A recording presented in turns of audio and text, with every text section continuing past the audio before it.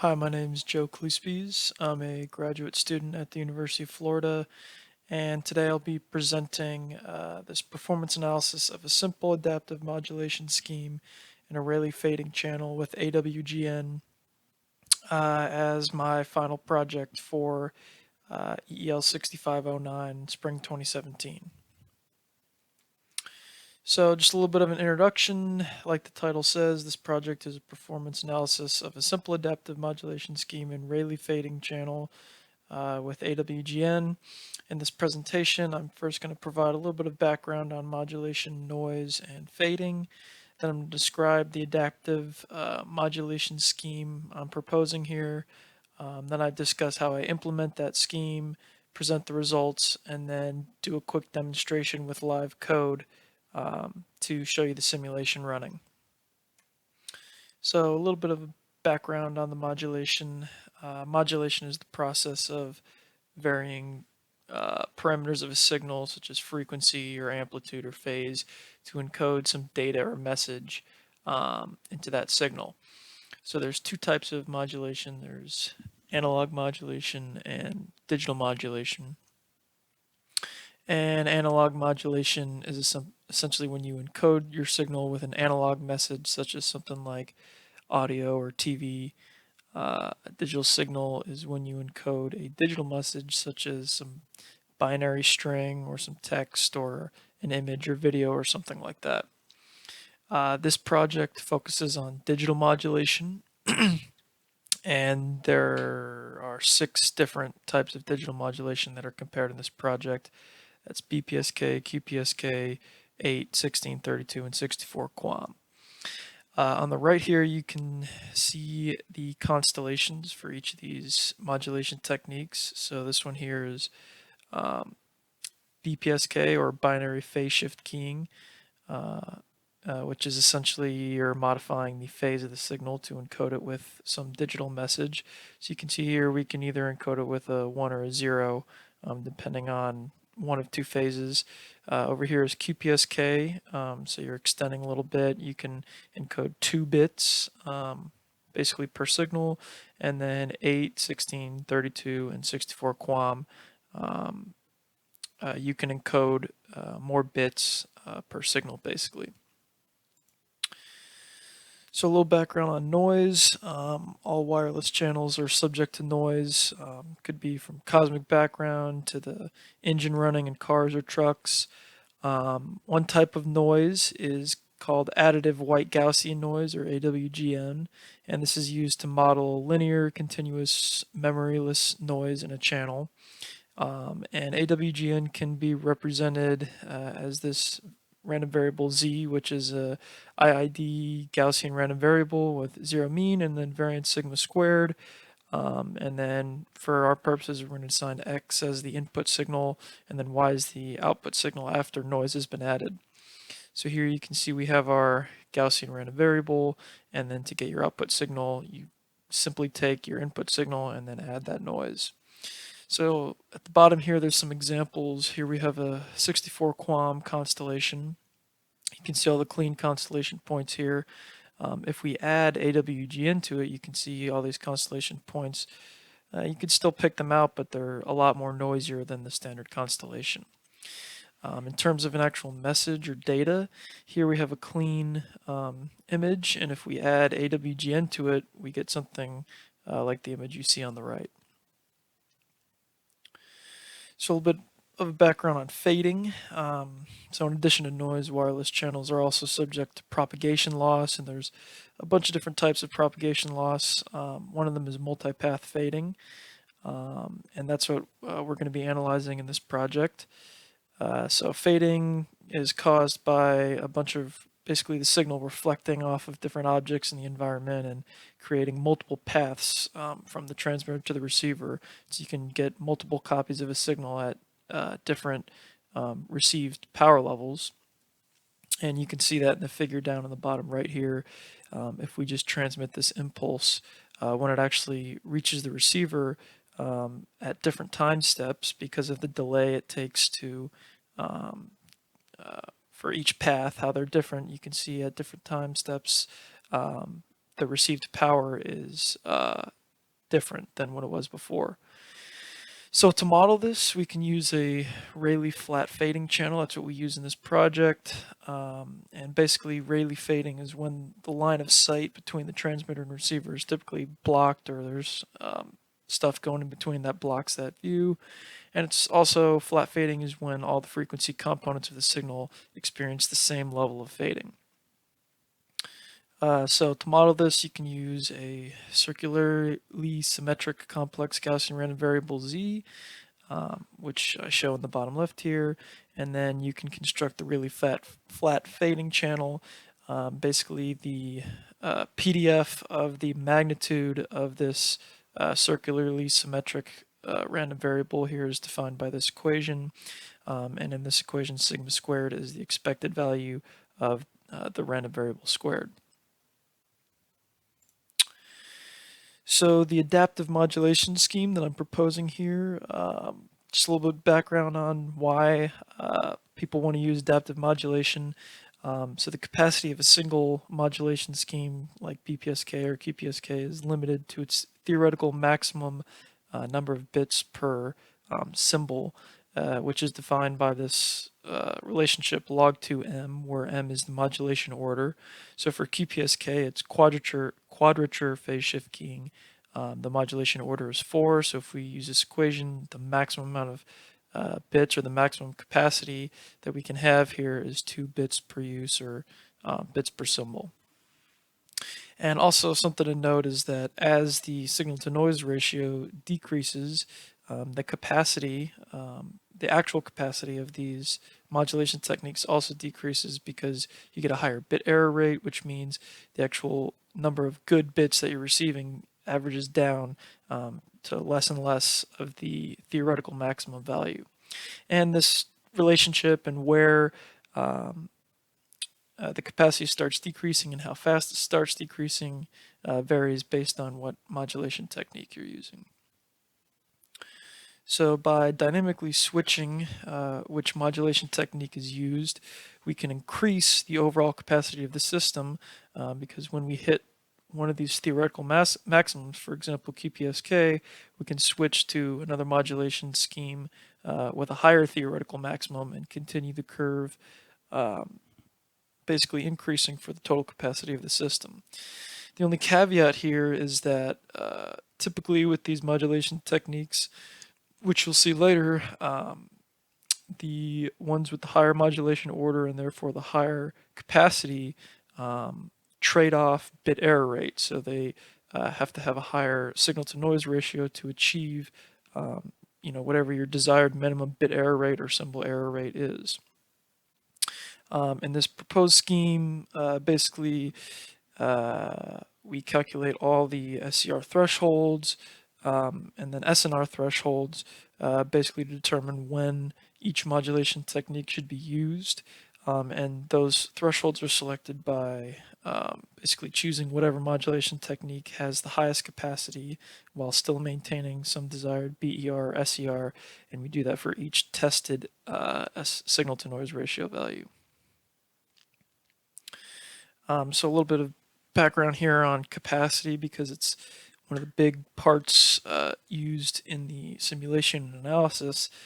So Shannon capacity is defined by this equation here, and on the graph on the right you can see this solid black line is the theoretical Shannon bound. So no matter what you do, you can't have a capacity in this unachievable region. You can see below this curve there's a lot of different modulation techniques represented here at different SNR values and different capacities. So for example, QPSK here at around 9 dB for EB over NO achieves its theoretical maximum of 2 bits per 2 bits per symbol.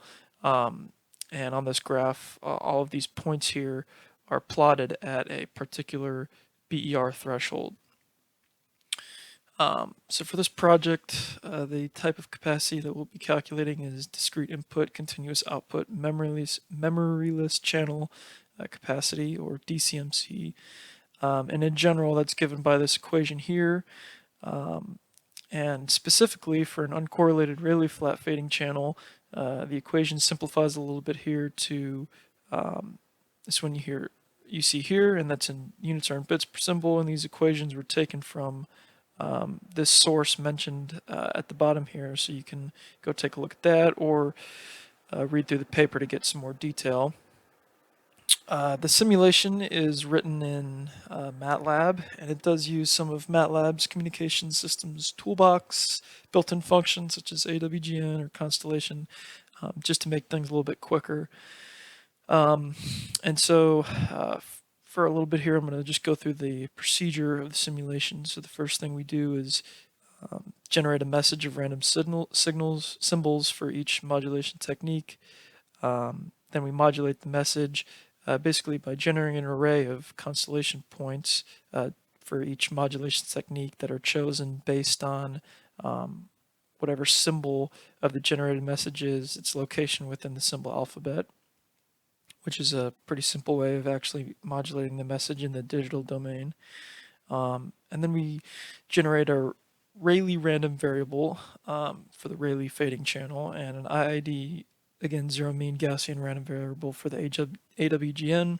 And then to simulate the modulated signals passing through this channel, we simply multiply the modulated signals by the Rayleigh random variable and add the AWGN, and that achieves the effect of passing it through that noisy channel.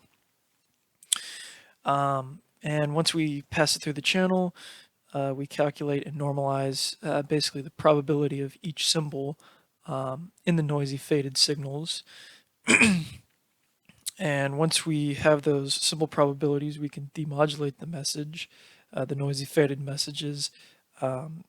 So basically, for each index of the received signal, it'll have a probability for each possible symbol in that modulation technique. So, for example, for QPSK, there'll be 4 separate probabilities. And the way that we decide which symbol should be received at each one of those indices is by selecting whatever symbol has the highest probability. So once the messages are demodulated, the symbol error rate is calculated for each message simply by comparing the demodulated message to the original message. And then once that's done, the DCMC capacity is calculated using that uncorrelated Rayleigh channel equation shown previously.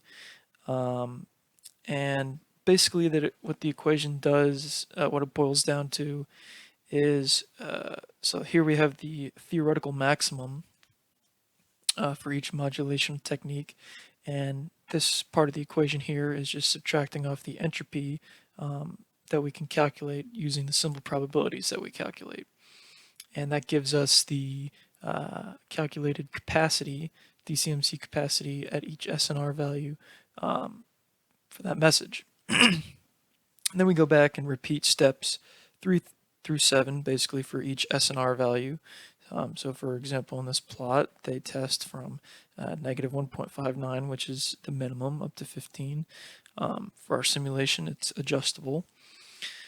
And then we plot the symbol error rates, DCMC capacity for each modulation technique. And then we actually get onto the adaptive modulation part now that we've calculated all this data. And so it's pretty easy from this point. The SNR thresholds are calculated simply by going through the capacity values that we calculated previously and selecting the ones at the modulation techniques with the highest capacity while maintaining a BER threshold that you could set, and you do that for each SNR value. And then you basically generate the capacity for the adaptive scheme by picking out the individual capacities from each of the modulation techniques that were selected based on the threshold in step 10 at each SNR value, and then you can plot the results against the individual capacities.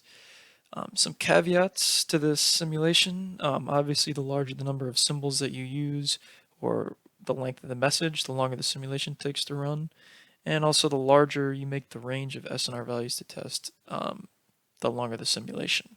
So those are some things to keep in mind when you're adjusting the simulation parameters. So now onto some results. So here I just have the simple error rates plotted, theoretical versus experimental, using the modulation, fading, noise, and demodulation methods I described. And this is for 1 million symbols. And so you can see all of these curves fit very closely to the theoretical results, which is good. So this slide shows the same theoretical SCR versus experimental, but with a lower number of symbols. Here we have 100,000. And you can see with this at higher SNRs, it starts to break down a little bit and you get some spreading here. So if you want to fix this, you have to increase the number of symbols, but that's the trade-off. It also increases the simulation time. So again, that's up to the analyst. So then this is really the bottom line of the simulation. This shows the capacity of the adaptive scheme versus all the individual ones. Here we chose a SCR threshold of 5 times 10 to the negative 2 or 0.05, which is pretty reasonable.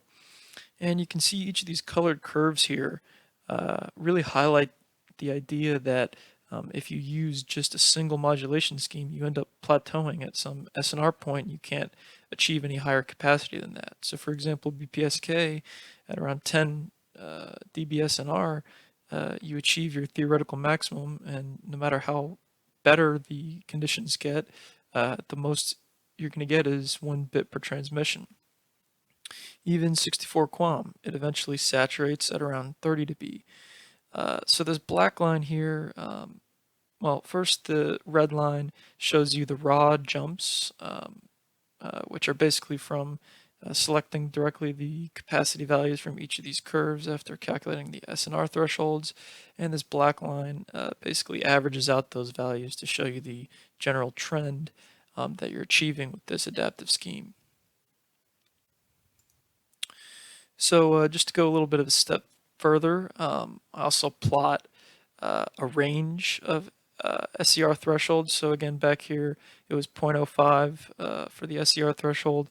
And this just kind of shows you how your system capacity with the adaptive scheme moves as you adjust your SCR threshold. So in this case, 1 times 10 to the negative 2, 0.01.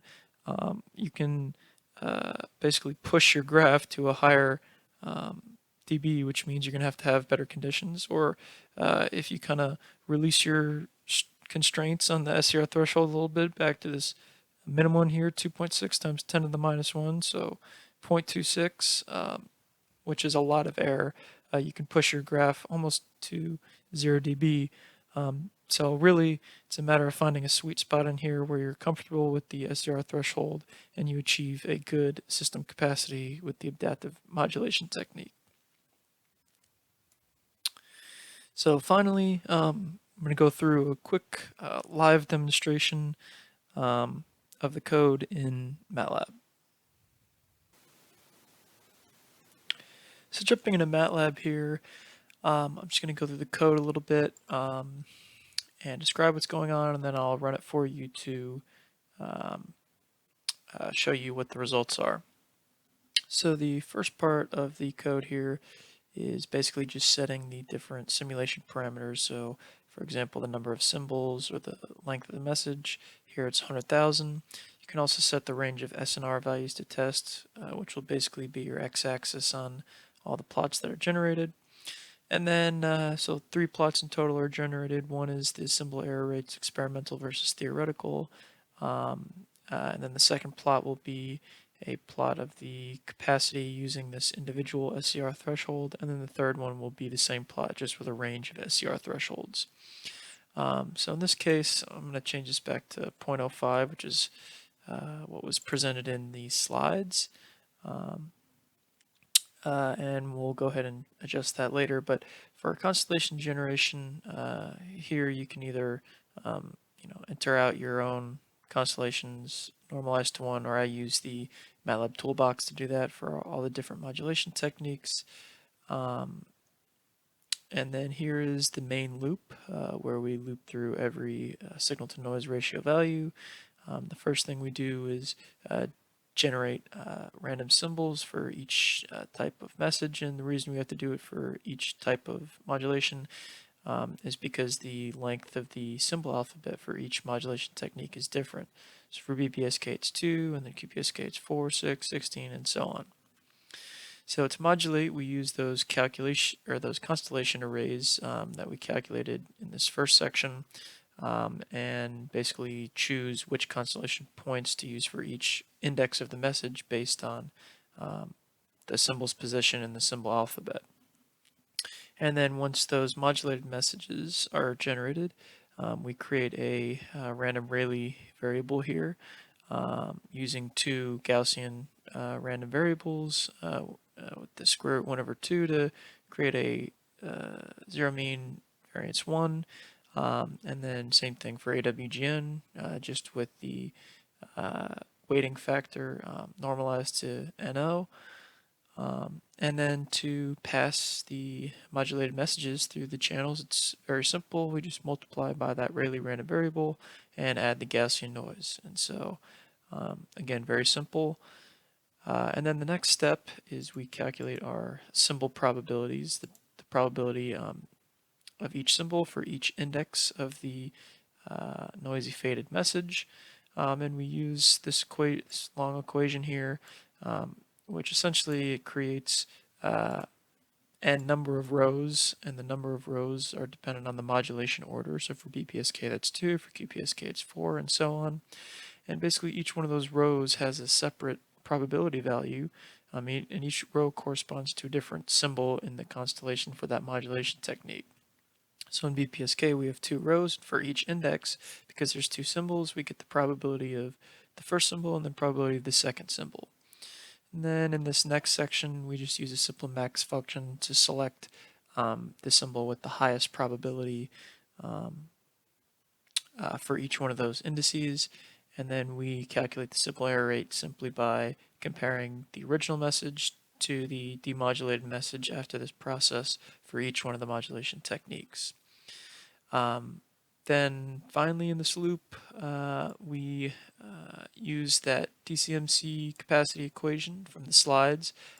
Again, this is the theoretical maximum for each modulation technique, and then here we subtract off the entropy based on those symbol probabilities. And here it's actually a plus, but after we do this mean and it averages out, it actually becomes a negative value, so it does subtract from that theoretical maximum. And again, this is the main loop that loops through each of the SNR values, and so it's important to note for each SNR value we're generating a new random Rayleigh variable and Gaussian for AWGN.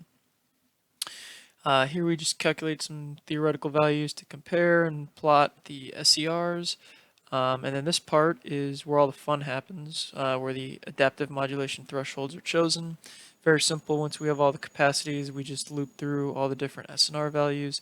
And for each SNR value, using these if statements, we select whatever modulation technique achieves the highest capacity while maintaining, again, the SCR threshold that we set in the beginning. And then we loop through again and generate the capacity basically by going through and picking out the individual capacities for each modulation technique that's selected for each SNR value, and then we plot the results. So I'll go ahead and run this simulation. The screen recording software I'm using doesn't show it, but this simulation has a progress bar that will pop up and tell you what exactly is going on and the progress of your simulation. And so right now it's calculating the symbol error rates and channel capacities. And so the first plot it'll plot is the symbol error rate experimental versus theoretical. And then it'll go through, calculate the adaptive modulation thresholds, and plot the second graph, which is using the individual SCR threshold you set, and then the third graph sets the plots the range of SCR thresholds and shows you the system capacities as a function of SNR and SCR threshold. So you can see here the first graph, again, very similar to the graph in the slides. It just shows the theoretical versus experimental SER, and again, because we're only using 100,000 symbols, there's some spreading at the bottom here. So if we increase that, it would increase the time of the simulation. Here you can see it was about a minute. It'll get better, or this is probably acceptable. Figure 2, again, we set that SER threshold to 0.05, so this is the same graph from the slides. And then figure 3, again from the slides, shows that range. So I'll go ahead and close these, and just to show, I'm going to set the threshold actually lower. So right now we're at acceptable is 5% error. So if we decrease that to 1% error and run the simulation, what we should see is that that individual system capacity graph will actually shift. The adaptive modulation scheme capacity will shift to the right to a higher signal to noise ratio value, because we're being more strict with our SER threshold. And the stricter we are, the higher signal to noise ratios we need. So again, like I mentioned earlier with the slides, you have to kind of find that sweet spot where you're right in the middle, you have an acceptable symbol error rate, and it's a realistic range of SNR values that you can achieve in the environment that you are deploying in. So here, the simulation's just about done. You can see generates all those graphs again. If we go to the second figure here, you can see indeed that the graph has shifted to the right. Used to jump up around 10 dB, and now it's moved 10 dB to the right to what you see now. So again, that's the trade-off that you have to consider, but hopefully this simulation, again, you can see how easy it was to just change that value, or you can even change the range and use this tool to kind of pick your sweet spot. But no matter what your SER threshold is, it's clear from these individual plots for each individual modulation technique that the adaptive modulation eventually achieves a much higher system capacity than each of these individual modulations can achieve. So that's all I have for the simulation. Thanks for tuning in and watching. Just want to shout out to Dr. Wu for helping me out debug some of the problems I had with this, and explain to me some of the fundamentals I needed to understand to get the simulation done. If you have any questions, you can contact me. My email is highlighted here. But other than that, again, thanks for watching, and I hope you enjoyed it.